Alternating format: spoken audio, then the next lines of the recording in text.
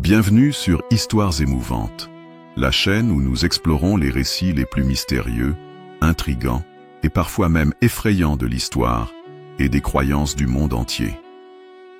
Aujourd'hui, nous allons plonger dans un mystère que peu osent aborder. Une question qui fascine et inquiète depuis des siècles. Où était Jésus pendant les 3 jours entre sa mort et sa résurrection? Nous connaissons tous l'histoire de la crucifixion et du tombeau vide. Mais très peu de gens savent ce qui s'est réellement passé pendant cet intervalle troublant. Était-il simplement endormi dans l'au-delà? A-t-il voyagé dans un royaume inconnu? Ce que nous allons révéler aujourd'hui pourrait bien vous donner des frissons. Dans ce récit détaillé, nous allons explorer les textes cachés, les témoignages oubliés et les théories les plus sombres entourant ces 3 jours mystérieux. Alors, si vous aimez les histoires captivantes et les secrets de l'histoire, préparez-vous, car ce que vous allez entendre aujourd'hui va remettre en question tout ce que vous pensiez savoir. Avant de commencer, n'oubliez pas de vous abonner à la chaîne pour ne manquer aucune de nos histoires fascinantes et de laisser un like pour soutenir notre travail. Et maintenant, entrons ensemble dans le mystère. Le soleil déclinait lentement sur Jérusalem, enveloppant la ville d'une lueur rouge sang. Sur la colline du Golgotha, 3 croix se dressaient contre l'horizon, témoins d'un supplice aussi cruel qu'incompréhensible. Sur celle du centre, un homme agonisait. Son visage était couvert de sueur et de sang. Ses lèvres murmuraient des mots que peu pouvaient entendre. Jésus de Nazareth venait d'expirer. Un cri terrible s'était élevé de sa poitrine, une exclamation que les évangélistes rapportent avec stupeur. « Mon Dieu, pourquoi m'as-tu abandonné ?» Puis, tout s'était arrêté. Le silence s'était abattu sur le monde comme une chape de plomb. Les témoins de la scène racontèrent que la terre trembla, que les ténèbres recouvrirent la ville en plein jour, et que le voile du temple se déchira en 2. Mais ce que peu savaient, c'est qu'à cet instant précis, quelque chose d'indicible venait de commencer. La chair quittait le monde des vivants, mais l'âme de Jésus, elle, était sur le point d'entreprendre un voyage bien plus effrayant que tout ce que l'humanité pouvait imaginer. Les Écritures nous parlent de l'instant où Jésus rendit l'esprit, mais elles demeurent presque muettes sur ce qui se produisit après. Pourtant, dans les écrits anciens, des fragments de vérité se dessinent. Dès l'instant où son cœur cessa de battre, Jésus sentit son être aspirer vers le néant. Une force indescriptible le tira hors de son enveloppe charnelle. Tout autour de lui, le monde semblait s'éloigner. Les couleurs se fondaient dans un chaos indistinct. Il n'y avait ni ciel, ni terre. Seulement un abîme sans fond. Puis, la douleur revint. Une douleur d'un genre nouveau, bien différente de celle de la crucifixion. Son corps éthéré semblait se consumer, comme si une force invisible tentait de le détruire. Jésus tombait. Il plongeait dans un gouffre aux teintes noires et rouges, une spirale infernale où des murmures résonnaient tout autour de lui. Des voix soufflaient des paroles insensées, des prières oubliées, des lamentations venues d'un autre temps. Les âmes perdues, celles qui n'avaient jamais trouvé la lumière, l'appelaient. Après ce qui lui sembla une éternité, Jésus atteignit enfin le sol. Mais ce sol n'était pas celui du monde que nous connaissons. Il ouvrit les yeux. Devant lui s'étendait un paysage de désolation. Un monde gris, sans lumière, sans espoir. Jésus savait où il était. C'était le Sheol, l'ombre du royaume des morts, mentionné dans les Écritures hébraïques. Un lieu où les âmes des défunts attendaient un jugement qu'elles ne comprenaient pas toujours. Mais ce qu'ils voyaient dépassait tout ce que l'imagination humaine pouvait concevoir. Le sol était recouvert d'une poussière sombre, et dans l'air flottait une odeur de cendre et de soufre. Partout, des silhouettes errantes se mouvaient lentement, sans but, leurs visages marqués par une détresse infinie. Ces âmes murmuraient des choses incompréhensibles. Certaines pleuraient, d'autres hurlaient en silence. Jésus avança, son regard empreint de compassion. Il n'était pas venu ici par hasard. Il savait ce qu'il devait faire. Soudain, une ombre plus sombre que les autres s'éleva devant lui. Une présence. Une entité qui semblait l'attendre depuis longtemps. Des pas résonnèrent dans le néant. Jésus se retrouva face à un être gigantesque, une créature dont la silhouette semblait taillée dans la nuit elle-même. Ses yeux étaient deux abîmes brûlants et sa voix résonna comme un écho venu du fond des âges. « Toi, enfin !» Jésus ne répondit pas. Il savait qui était cet être. Un gardien oublié, un prince déchu de l'ancien monde. Dans certaines traditions, il est nommé Azazel ou encore Abaddon, l'ange de l'abîme.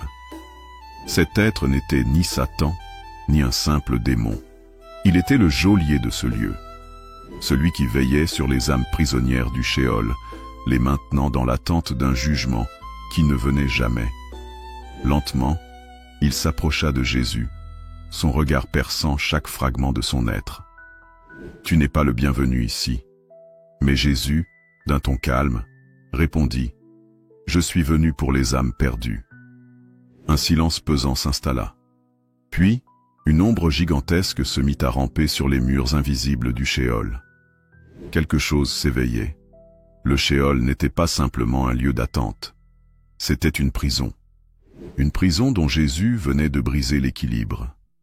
Partout, les ombres commencèrent à frémir. Les âmes perdues, qui jusque-là n'avaient fait que murmurer, se mirent à crier. Elles le reconnaissaient. Elles comprenaient enfin qui il était. Certains tendirent les bras vers lui, implorant sa lumière.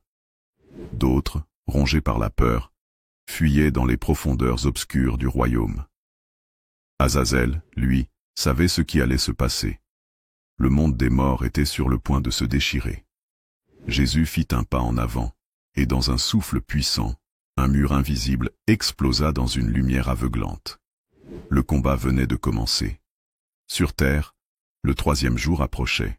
Dans le tombeau où reposait son corps, quelque chose changeait. Les gardes postés à l'entrée ne le savaient pas encore, mais derrière la pierre massive, la résurrection était déjà en marche.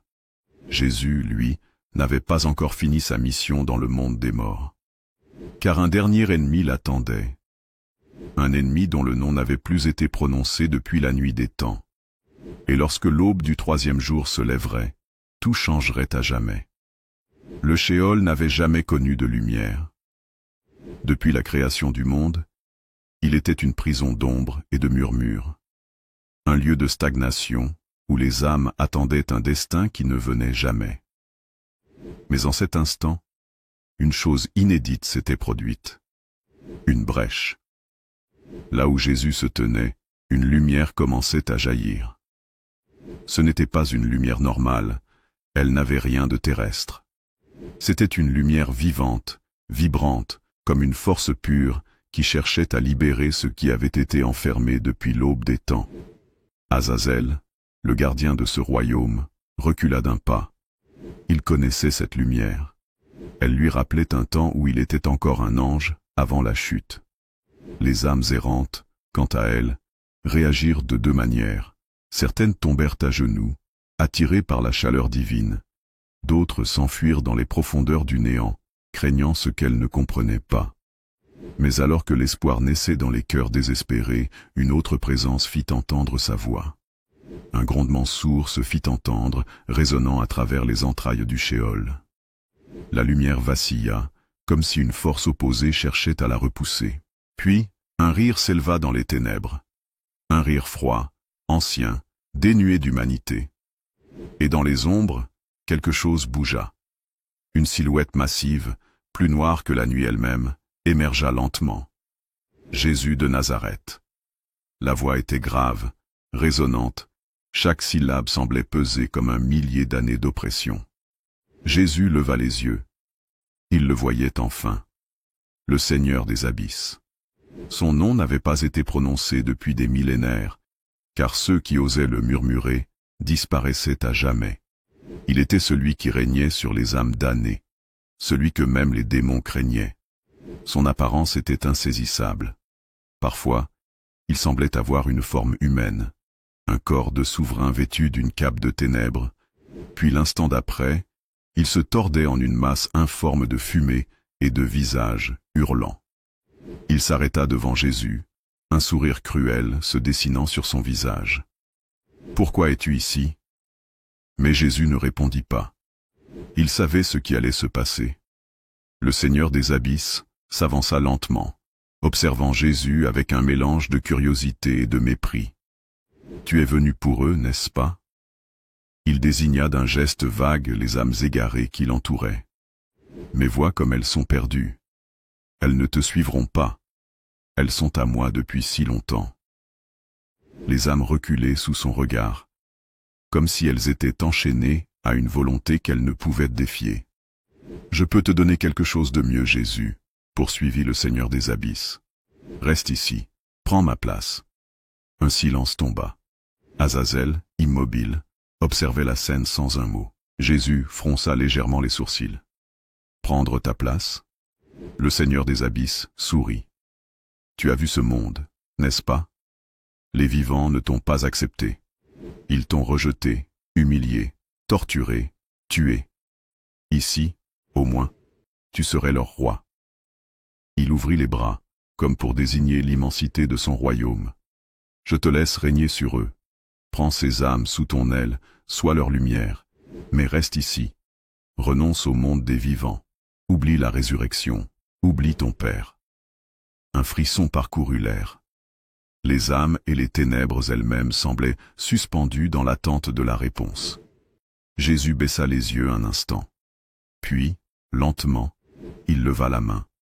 Un éclat de lumière jaillit de sa paume, dispersant une partie des ombres.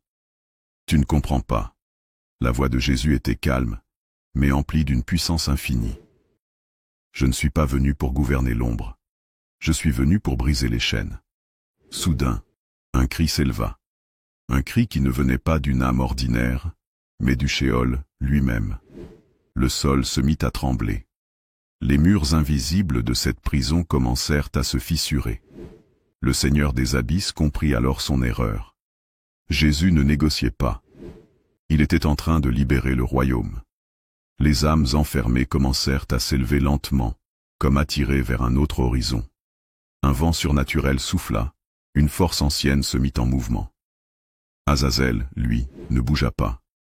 Il savait que cela devait arriver. L'ancienne prophétie venait de se réaliser. Les ténèbres hurlèrent. Le Seigneur des abysses tenta d'arrêter le processus. Il tendit sa main vers Jésus, une vague d'ombre cherchant à l'engloutir. Mais Jésus leva les yeux vers lui, et dans un murmure divin, il prononça un seul mot, « Élie ». Une explosion de lumière engloutit tout. Dans le tombeau, sur terre, le corps de Jésus était toujours inerte. Mais à cet instant précis, quelque chose changea. L'air devint électrique. Une énergie que les soldats romains, postés à l'entrée, ne pouvaient comprendre. Sous la pierre scellée, le premier souffle de la résurrection venait d'être pris. Jésus avait vaincu l'ombre. Mais il restait une dernière chose à accomplir. Alors que la lumière consumait le Sheol, le Seigneur des abysses poussa un dernier hurlement. Il n'avait pas perdu son royaume, mais il avait perdu le pouvoir qu'il exerçait sur les âmes. Dans un dernier geste de défi, il fit une promesse. « Tu peux partir, mais je reviendrai. Et ce jour-là, nous verrons qui règne vraiment. » Jésus ne répondit pas. Il tourna son regard vers les âmes libérées, et dans un dernier éclat de lumière, il quitta ce royaume pour la dernière fois. Son esprit s'éleva, il était temps. Le troisième jour approchait. Le Sheol n'était plus qu'un lointain souvenir. Jésus sentait son être s'élever, se détachant lentement du royaume des morts. Son voyage n'était pourtant pas terminé. Une étrange sensation l'envahit. Il ne retournait pas encore dans son corps terrestre, pas immédiatement. Il était attiré ailleurs, un lieu que peu d'âmes, même celles des prophètes, avaient foulé. Un territoire oublié. Tout autour de lui, le néant s'étendait à perte de vue, mais il n'était pas vide. Des filaments de lumière et d'obscurité dansaient autour de lui, comme des forces primordiales en conflit. Et devant lui, une porte colossale apparut. une porte qu'aucun mortel n'avait jamais traversée. Elle n'était ni dorée, ni sculptée d'ornements divins. Au contraire, elle semblait être faite d'un matériau ancien, brut, presque vivant. Des runes oubliées y étaient gravées, pulsant lentement comme un cœur battant. Jésus savait ce qu'il voyait. Le passage interdit. Alors qu'il avançait, une présence surgit des ombres. Un être immense se matérialisa devant lui. Sa peau était d'un gris spectral, parsemé de cicatrices anciennes. Ses yeux, eux, étaient entièrement blancs, vides d'expression, mais emplis d'une puissance indicible. Cet être était différent d'Azazel. Il n'était pas un ange déchu. Il n'était pas un démon. Il était un gardien du cosmos, une entité qui existait avant même la création du monde matériel. D'une voix grave et résonnante, il parla. « Toi qui viens du monde des hommes, pourquoi te tiens-tu ici » Jésus, toujours serein, leva les yeux vers lui. « Je suis venu pour accomplir ce qui doit être accompli. » Le gardien ne scia pas. « Aucun vivant, aucun mort, aucun esprit ne doit franchir cette porte. » Il leva une main gigantesque, prête à repousser l'intrus. Mais alors, une chose inattendue se produisit. La porte elle-même trembla. Elle reconnaissait Jésus, et dans un fracas assourdissant, elle s'ouvrit d'elle-même. Le gardien resta figé. Il baissa lentement son bras. Il comprenait. Ce n'était pas un simple homme qui se tenait devant lui, c'était celui qui devait passer. Sans un mot de plus, il s'effaça, permettant à Jésus d'entrer.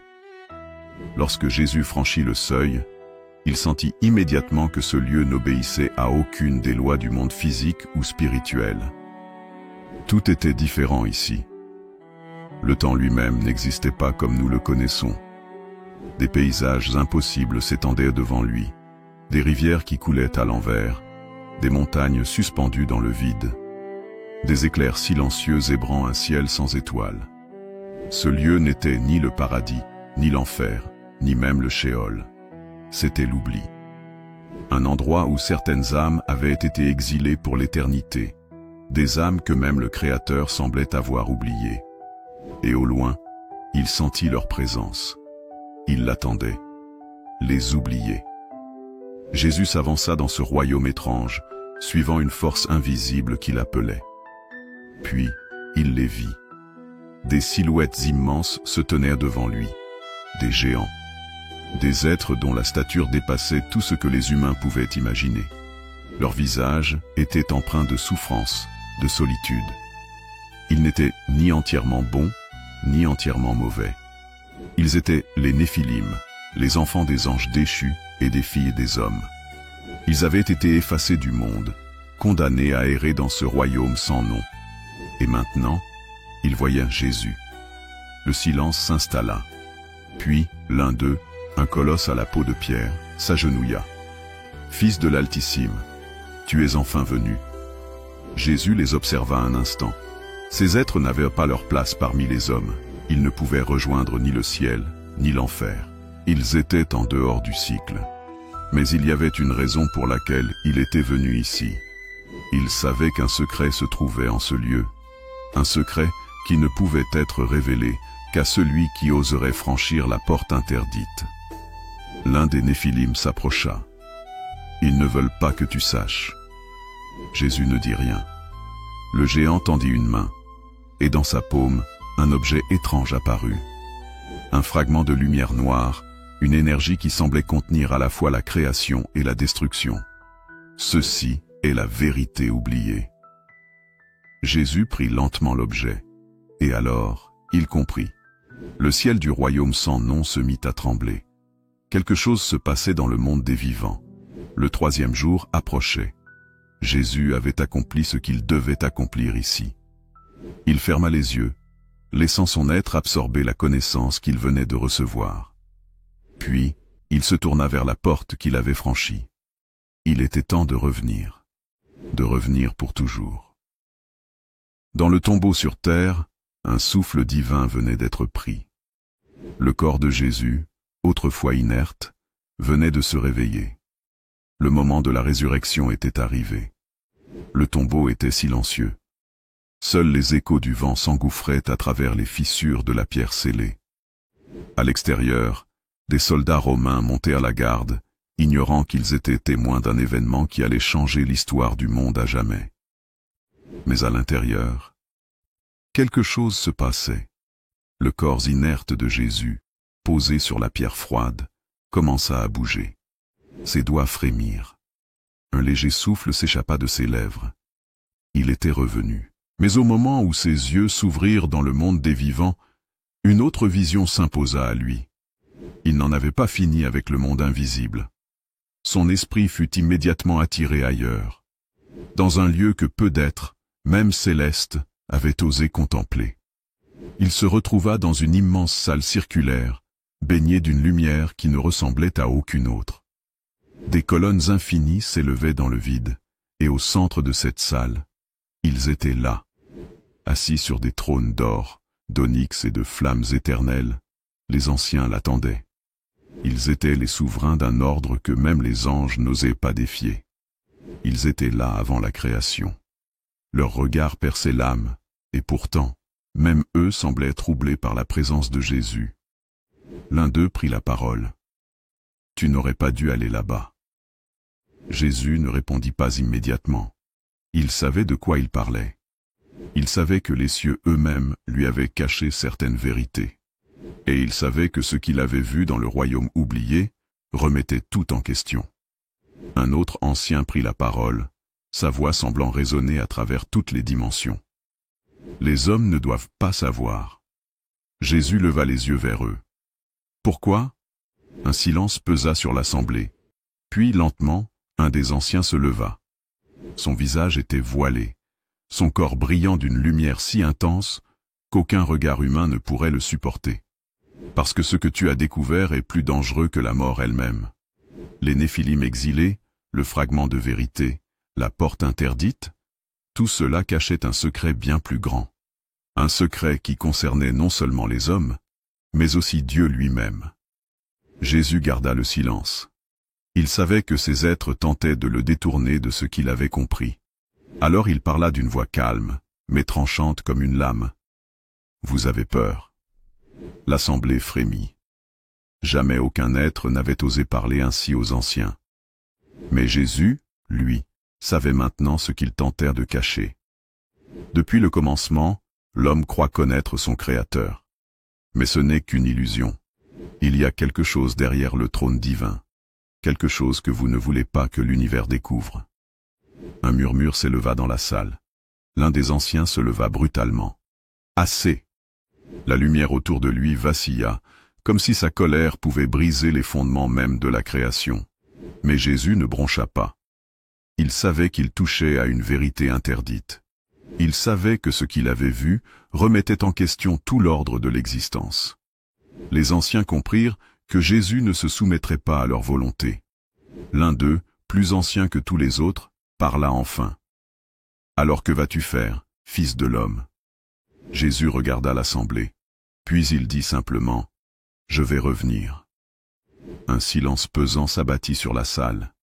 Il savait que ce qu'il voulait dire n'était pas simplement un retour parmi les vivants. Il parlait d'un retour futur, un jour où il reviendrait révéler la vérité à l'humanité, un jour où rien ne serait plus caché. Alors, sans un mot de plus, son esprit fut projeté hors de ce lieu.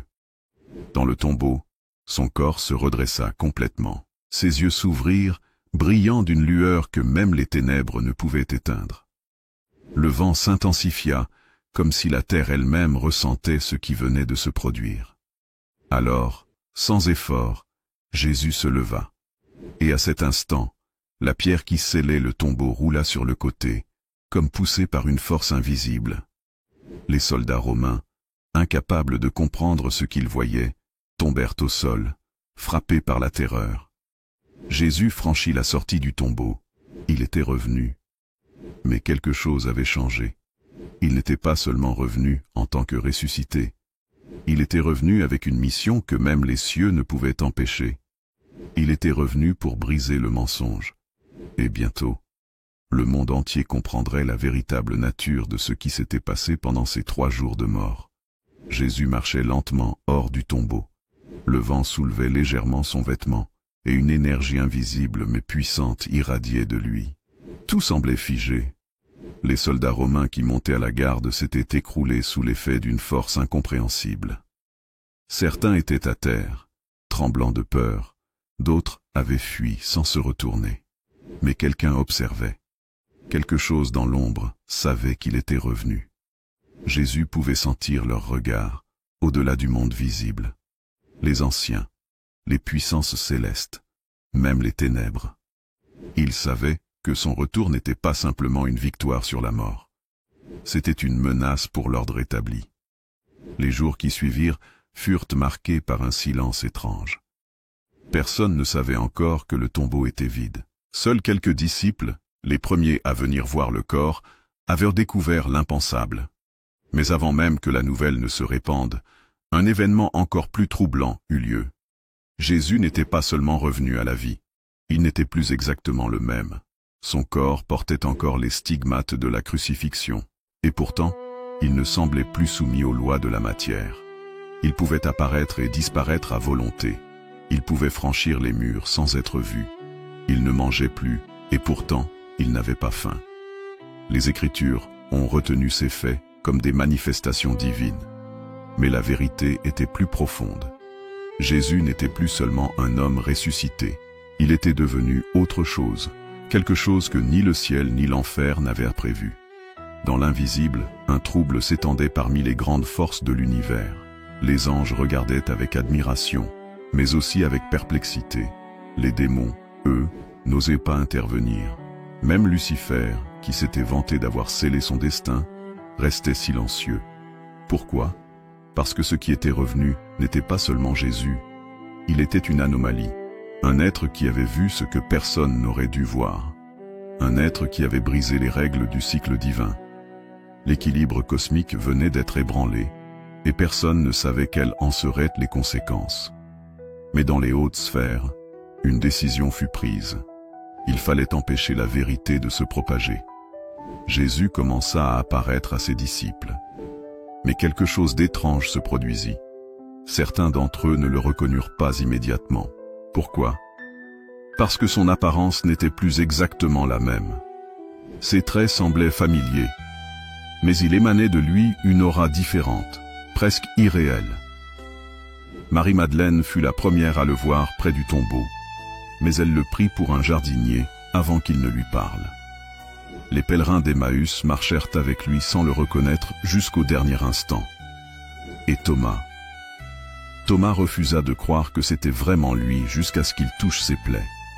Ces détails ont toujours intrigué les théologiens.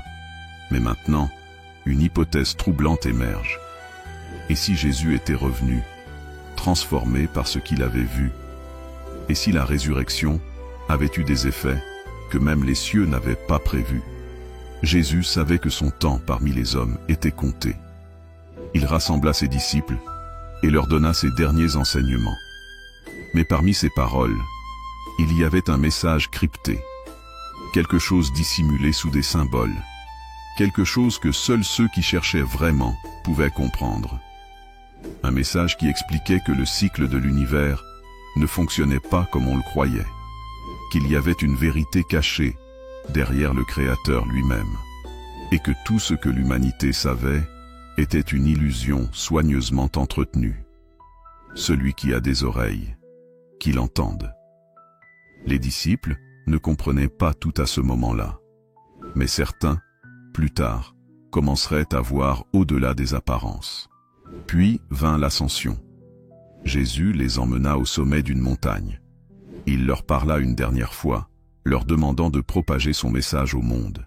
Mais alors qu'il parlait, un événement étrange se produisit. Une lumière intense l'enveloppa. Il se mit à monter vers le ciel, mais pas comme un simple homme qui s'élève.